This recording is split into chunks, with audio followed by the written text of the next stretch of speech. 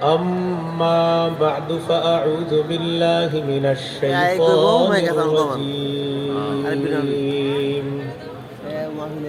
بسم الله الرحمن الرحيم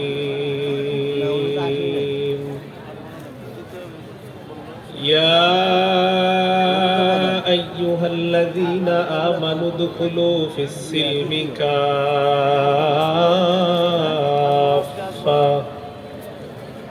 ولا تتبعوا خطوات الشيطان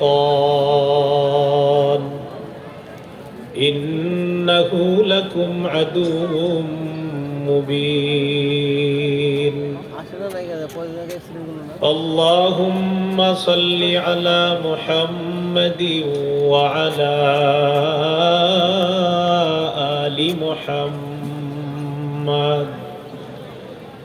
كما صليت على إبراهيم وعلى آل إبراهيم إنك حميد مجيد اللهم بارك على محمد وعلى آل محمد كما باركت على إبراهيم وعلى آل إبراهيم إنك حميد مجيد اللهم إني أعوذ بك من شر لساني ومن شر سمعي ومن شر بصري ومن شر مني mic man ভাই monitor লাগবে না, মনিটর বন্ধ করে দেন, মাইকের আওয়াজ বাড়াবেন। মাল্টিফ্যাবস লিমিটেডের উদ্যোগে নবম বার্ষিক তাফসীরুল কোরআন মাহফিলে গুরুত্বপূর্ণ আলোচনা করেছেন মাওলানা আব্দুল হাই মোহাম্মদ সাইফুল্লাহ ভাই। আলোচনা করবেন খতিব মসজিদুল জুমা কমপ্লেক্স, পল্লবী, মিরপুর, ঢাকা। গুরুত্বপূর্ণ আলোচনা করেছেন হাফেজ মাওলানা কারি আব্দুর রহিম আল মাদানী, খতিব বোর্ড বাজার, কেন্দ্রীয় জামে মসজিদ, গাজীপুর। প্রধান অতিথি মোহাম্মদ শওকত হোসেন সরকার, সভাপতি গাজীপুর মহানগর বিএনপি, সভাপতি ডাক্তার মেজবা ফারুকি, ব্যবস্থাপনা পরিচালক মাল্টিফ্যাবস লিমিটেড। উপস্থিত হজরত উলামায়ে কেরাম, মুসলমান ভাইয়েরা,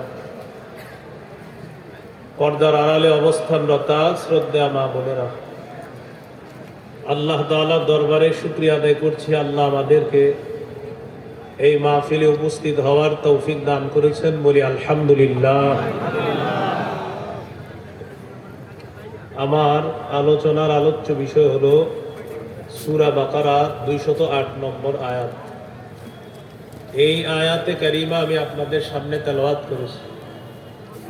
আল্লাহ তাআলা বলেন, ইয়া আইয়ুহাল্লাযীনা আমানু, হে ঈমানদারগণ। ঈমান কাকে বলে? সহিহ বুখারীর বর্ণনা 4777 নম্বর হাদিস। জিবরিল আমিন রাসূলুল্লাহ সাল্লাল্লাহু আলাইহি সাল্লামকে প্রশ্ন করেছেন, মাল ঈমানু ইয়া রাসূলুল্লাহ। ওগো আল্লাহর নবী, আপনার কাছে জানতে চাই ঈমান কি জিনিস। ফাকাল রাসূলুল্লাহ সাল্লাল্লাহু আলাইহি ওয়াসাল্লাম, আন তুমিনা বিল্লাহ ওয়া মালাইকাতিহি ওয়া কুতুবিহি ওয়া রুসুলিহি। ঈমান হলো আল্লাহকে বিশ্বাস করা, ওয়া মালাইকাতিহি, ফেরেশতাদেরকে বিশ্বাস করা, ওয়া কুতুবিহি, আল্লাহর আসমানি কিতাবগুলা বিশ্বাস করা, ওয়া রুসুলিহি, আল্লাহ রসুলদেরকে বিশ্বাস করা, ওয়া লিকাইহি, আল্লাহর সাথে সাক্ষাৎ হবে, এই সাক্ষাৎটা বিশ্বাস করা, ওয়া তুমিনা বিল বাসিল আখির, পুনরুত্থান হবে, আল্লাহ তাআলা আবার আমাদেরকে পুনরুত্থান করবেন, হিসাব নেবেন, এটাকে বিশ্বাস করা। এটার নাম হলো ঈমান। তো আল্লাহ তাআলা বলেন, ইয়া আইয়ুহাল্লাযীনা আমানু, হে ঈমানদারগণ, উদখুলু ফিস সিলমি কাফা, তোমরা পরিপূর্ণ রূপে ইসলামে প্রবেশ করো। ইসলামে পরিপূর্ণ রূপে প্রবেশ করার হুকুম করেছেন আল্লাহ। ইসলামে পরিপূর্ণ রূপে প্রবেশ করেছি কিনা এটা বোঝার জন্য 5টি আলামত আছে। কয়টি? 5টি আলামত।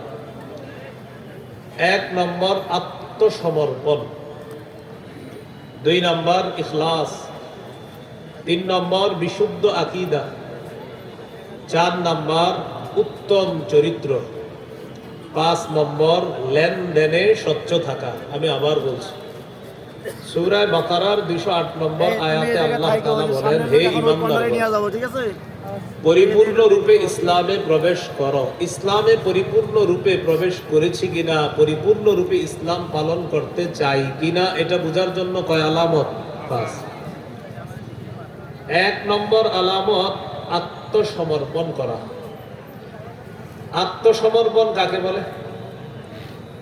আত্মসমর্পণের আরবি হলো ইসলাম, বাংলা হলো আত্মসমর্পণ করা। সূরা বাকারার 131-132 নম্বর আয়াতে আল্লাহ বলেন, ইয ক্বালা লাহু রাব্বুহু আসলিম ক্বালা আসলামতু লিরাব্বিল আলামিন। ওই সময়কে স্মরণ করুন যখন ইব্রাহিম আলাইহিস সালাতু ওয়াস সালামকে তার রব বললেন আত্মসমর্পণ করেন। ইব্রাহিম নবী বললেন, আমি বিশ্ব জগতের রব আল্লাহর কাছে আত্মসমর্পণ করলাম।